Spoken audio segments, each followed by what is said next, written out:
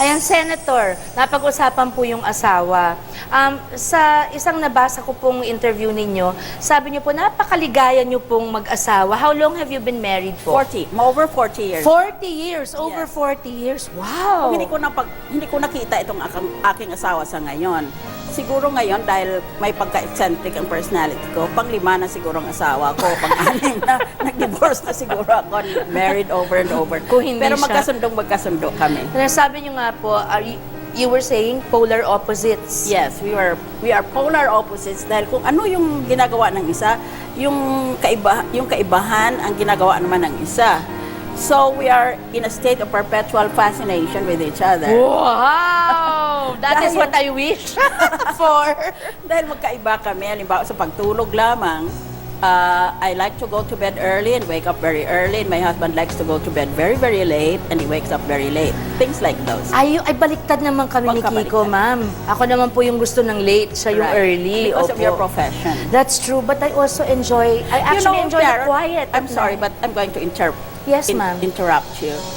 Nadidistract ako kasi ang ganda ng cleavage mo eh. Ay, sorry po, jumpsuit po. Ma'am, I told you, if you want to be a bombshell, my ambition is FHM, not FMD. Okay. Foot and mouth disease, not that. Okay? Pero ma'am, Ba't hindi nila ako bigyan ng testigo na ganyan sa impeachment? O di mainit ulo ko. ma'am, nawala tuloy ako. Kasalanan mo cleavage. Okay, itataas ko. Ayan. Senator, ano pong paborito ninyong lutuin? Do you still find time to cook? Nung bata ko, mahilig talaga akong magluto. Hanggang ngayon, nung nag-asawa ako, lahat ng kapatid kong nag-eskwela sa UP, doon nakatira sa amin. Kaya mahilig na ako magluto para sa pangmaramihan. Pagkatapos, nagsipag-professional na sila, pumunta na sila abroad. Ngayon, kami na lang ng mag-asawa, pati anak namin umalis na. Mahilig pa rin ako magluto. Kaya nagka-concentrate ako sa gustong kainin ng asawa ko. Ano-ano po yun? He loves to eat steak, for example. And so I have my own special marinade. Kung i-assign ko sa maid na tuturuan ko, malalaman niya, hindi pwedeng magdaya ako Naku, doon. pwede nyo i-share sa amin po yung marinade na yan? No. Okay, secret. I understand the feeling. Ako minsan ganyan, kunin mo na alahas ko, wag lang recipes ko. Ganyan ako. Kaya, pero ma'am, meron daw kayong household manual. Yes. Yung po, pwede po humingi ng kopya, no? Yes. Naku, napakalaking tulong galing kay Senator Miriam. Nandun po nakalagay lahat ng Yes. dapat na gawaing bahay ng kasambahay. Masyado kasi akong organisado na tao. Kaya kako, bawat 2 o 3 taon, nagpapalit ako ng katulong dahil napupunta sila sa abroad o nag-aasawa sila. Eh di pare-pareho palagi ang lecture mo. I call that the orientation seminar. Mag-seminar nga tayo. Ngayon, kako, sa halip na magsalita na para akong profesor sa UP, isulat ko na lang lahat. Ginawa ko ng libro at yan ang tinatawag na household manual sa amin. Tapos pinatranslate ko into Tagalog. Kaya pagdating ng mga bagong katulong, may nagbabasa isa sa kanila. Kaya Pahingi nakikinig naman na lang po sila. yan, ma'am, with your autograph. Alam ko po yan kasi mami ko napagod sa kakatrain. Oo. Napagod po. After a while, sabi niya, bahala na kayo, basta wag masunog yung bahay. Nakakapagod din po. Naku, mami, if you give me that, that's my best Christmas gift. That's right. Perfect. Ma'am, meron din po bang part sa inyo na kikay, yung medyo vain? O wala, Miski- for example, kung payagan ako ng asawa ko, gusto ko sana magpakalbo dahil nahirapan ako. Bawat interview, kailangan pupunta pa ako sa parlor. Natutorture talaga ako. Sa Senado po, kailangan din. Miski Tapos paano? may makeup pa. Kaya hirap na hirap ako sa buhay. Dapat, ma'am, ang hirap talaga maging babae. Ma'am, alam niyo po, ang isa pang parang kilala sa inyo ay ang ganda ng inyong legs. Hindi ba? Ang legs kasi, ma'am, nakasilip na ako, ha? Kasi po ako legs challenged ako, eh. Nung nakapila po kayo sa legs, nasa ibang asset ako kay Lord. Yan po yung kinokolekta ko habang kayo naman nakasalo ng buong buo. Napakaganda po. Kumusta naman po ang pag-aalaga ninyo sa... Yung Ma'am, you should have your own. Somebody that lives with you or goes to you every morning na kahit tulog pa kayo, makeup pa na kayo. Paggising, tapos na, hair na lang. Dapat po Ang ganun. dati kong gawain ay pagising ko, naglalakad ako papuntang simbahan. Nagsisimba ako araw-araw Opo. noon. Kaya lang ngayon, pro-RH ako. Kontra yan ng mga paring katoliko. Kaya hindi na lang ako nagsisimba. Mga birth control. Baka nagagalit sila sa akin. Sa tingin ko naman, binigyan naman tayo ng kalayaan ng konsyensya. Yun ang sinusunod ko. Nag-aaral din ako ng theology. Nakalagay doon na kung ano man ang sugo o ang utos ng simbahan, mas nanaig pa rin, mas mauna pa rin ang konsyensya ng tao. Basta, it is an informed conscience. Yun bang pinag-aralan muna, hindi na kursunada mo lang nagkonsensya ka. So, anyway, I used to go to church very early in the morning. Then I would return to my house. I have a house office and I have a house gym. Dapat po talaga, hindi lang utak ang laging in-exercise. Talagang pati po katawan, ano? Oo. It really... Kaya nung binabastos ako ng isang abogado na gusto lang mapatelevise noon sa impeachment trial, Sino po ito? Sino po ito? ang nagsabi naman sa akin ni Senator Jinggoy, sabi niya, nagaganyan yung isang tao, parang iniinsulto ka. Hindi ko man napansin, although magkaharap lang kami. Nang napansin ko yon, ginalaw ko muna ang katawan ko, tiningnan ko, are all my muscles and my bones moving? Eh, mukhang 100% fit, kaya lumapit na ako, nanghahamon ka. Sabi niya, paalis na nga ako eh. Ayaw pong nakaganon. Sinabihan ko siya, nanghamon ka ba? Sabi niya, paalis na nga ako eh. Tsaka chinek niya muna. Kung maluwag ba ngayon ang mga... ano ba to? Tapos ginanyan ko na yung kamay ko. Ba, naka-ready na yung... Pag nakaganyan ka, ganyanin mo bigla. Ayan, yan palang ibig sabihin ng kung gusto mo maging senadora, kailangan marunong ka mag-martial arts. Bukas din, ma'am, mag-aaral ako ng martial arts. Kumusta naman po kayo bilang kumare? Do you still have time to catch up with friends? And Oh yes. Kaya lang, sa kanila, tinatanggap nila ako hindi bilang isang public figure or senador ako. Ang tunay na kaibigan, tatanggapin ka maski anong nangyari sa iyo. Sumikat ka man, may nangyari sa buhay mong masama, nagdumadaan ka sa kalungkutan, diyan pa rin ang kaibigan mo. Sa English, kung iniiwanan mo ang tao, nakikipagkaibigan ka lang dahil mayaman siya o poderoso siya, may kapangyarihan siya. Yun ang natawag na fair weather friend. Pag magandang panahon, kaibigan ka. Yes. Pag masama, hindi na sila makikita. Ayaw ko yung fair weather friend. I'm a very, very loyal friend. Kaya, maski sa politika, intindi yan ng mga politiko. Opo. Pag nakipagkaibigan ako, habang buhay na yon.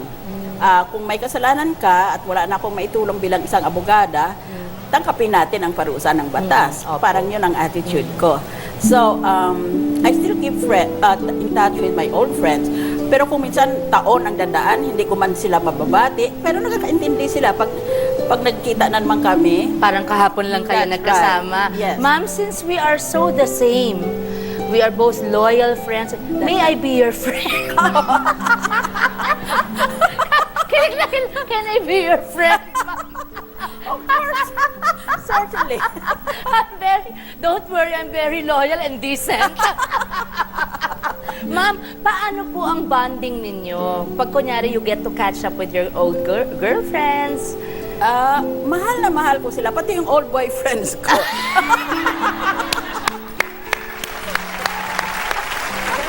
My husband, I would go and kiss them, kiss their wives, kiss their kids, and then I will tell their wives, alam mo, we were very close when we were students. Kasi nung panahon namin, wala pang sex noon. Pakainin ka lang ng lalaki, boyfriend mo na yun. manood lang ng sine. That's right. Dahil sa uwi ng alas 9 ng gabi. That's right. That's what we did. Ano po ang pinaka-unforgettable and cherished moments niyo po with your family, ma'am? In all the years you've been a mother and a wife. Pag kumain kami kung gabi, kasi I insisted na kailangan, maski hiwalay kami at busy kami pare-pareho sa aming mga ginagawa, kailangan pag gabi kasama kami. And the conversation was scintillating because we always made fun of the day's events or even of each other. For example, mahilig kasi akong i-challenge ang aking mga anak o aking pamilya. Halimbawa, one time I said to my two children, I asked them the basic question in philosophy, the most difficult question to answer in philosophy. Why is there something instead of nothing? Yan yung mga nakakasira ng ulo. As I said, boys, why is there something instead of nothing? Bakit meron tayong mundo? Bakit meron tayong universe? Bakit hindi pwedeng wala na lang lahat? That's the question in philosophy. Nang narinig yan ng mga anak ko, isa sa UP, isa sa Ateneo, narinig niya, tumayo na lang sila, tumalis. Sabi siguro, I just want dinner, mother. Yes, we're walking out on you, ma'am. Anyway, mga kapatid, alam po nating ibang level ang galing ni Senator Miriam sa pagbibitaw ng pick-up lines. Pero, nako, sa aming pagbabalik, maganda na po kayo sa mga baon na pick-up lines ni Senadora. Mapapasabak din po ako sa batuhan ng pick-up lines. Hindi po ako magaling dito pero tatry ko po. Tutok lang po dito sa Sharon kasama mo, kapatid.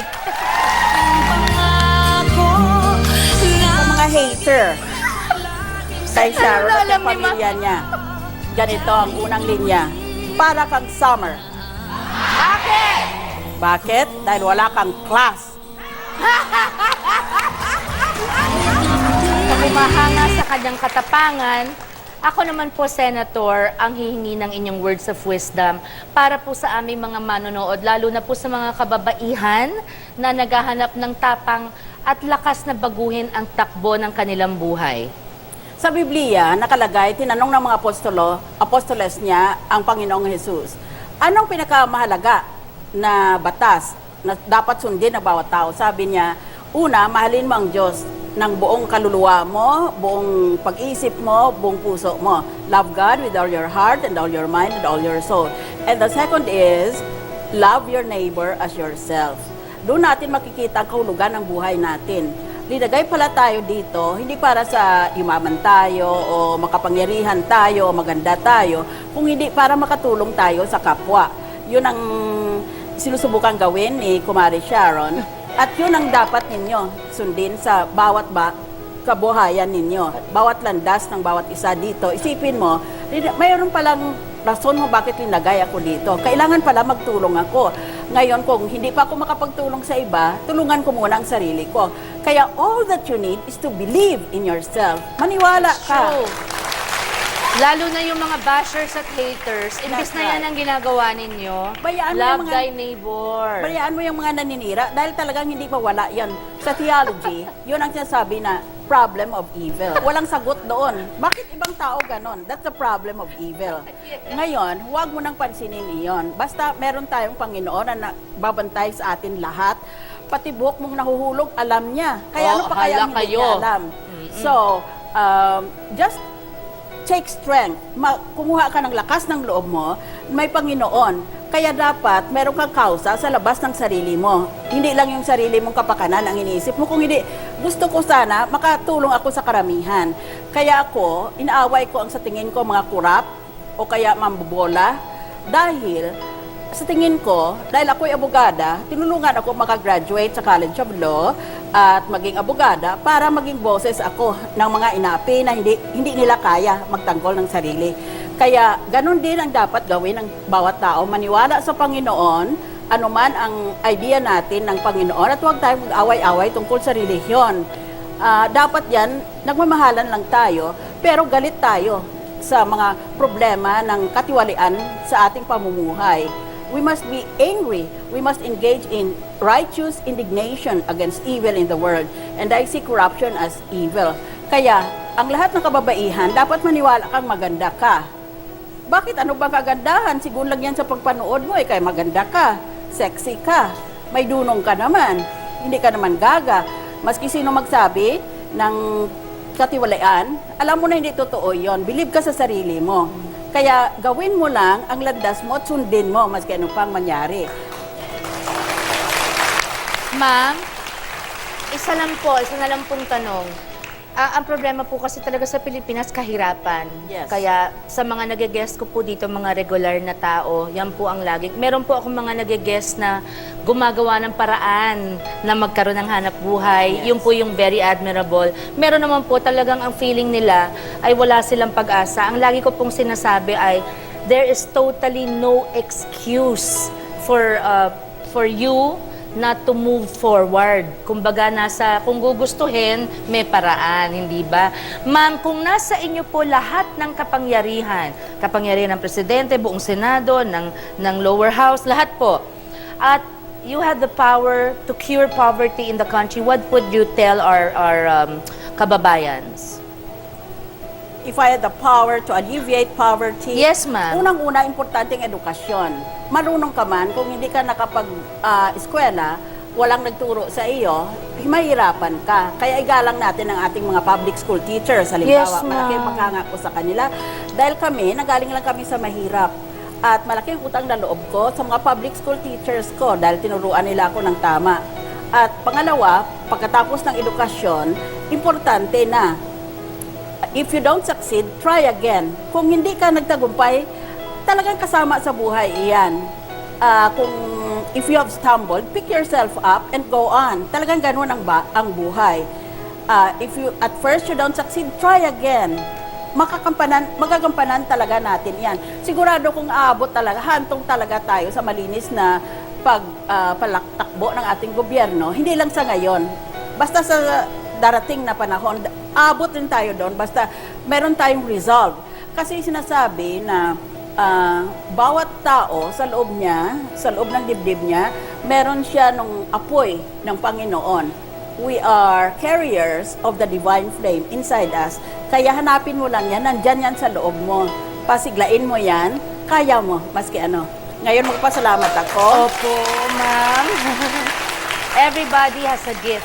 Yan, sinabi rin ng Senadora yan. Magpapasalamat ako kay Miss Sharon dahil paalis na ako. Maraming salamat, Sharon, na pinakitaan mo ako ng kahit konting pagtingin. Naku naman! Aba, teka naman, Senador. May isa pa akong pick-up line for you, ma'am. Alright. Kayo po ba yung nag-a-announce kung may bagyo o tsunami na parating? Bakit? Kasi po ang alam ko, kayo po ang pag-asa. Oh! Maraming salamat po sa ating super senadora. Isa po kayong inspirasyon sa aming lahat. Hindi lang sa mga babae, sa aming lahat po. Maraming salamat sa inyo. Mabuhay kayo. At Kiko, sabi ni Senadora, tatakbo ako. Okay. Pag-iisipan ko yan ng seryoso. Ma'am, you don't know how much your presence here means to me. Only God knows and only God will return to you the goodness that you have shown. Thank you. Thank you, ma'am. Thank you. Mga kapatid, ipinakita ni Senator Miriam na sa kanilang paninindigan nagsisimula ang pagbabago ng buhay ng bundong kinabibilangan. Sa paninindigan po, lalo po na lang na pinapatapang ang Pinay. At Pinoy, di lang Pinay. Ikaw, kapatid, anong paninindigan mo? Ano ang babaguhin mo? Ako po si Sharon, kasama po si Senator Miriam. Kasama niyo kami, kapatid.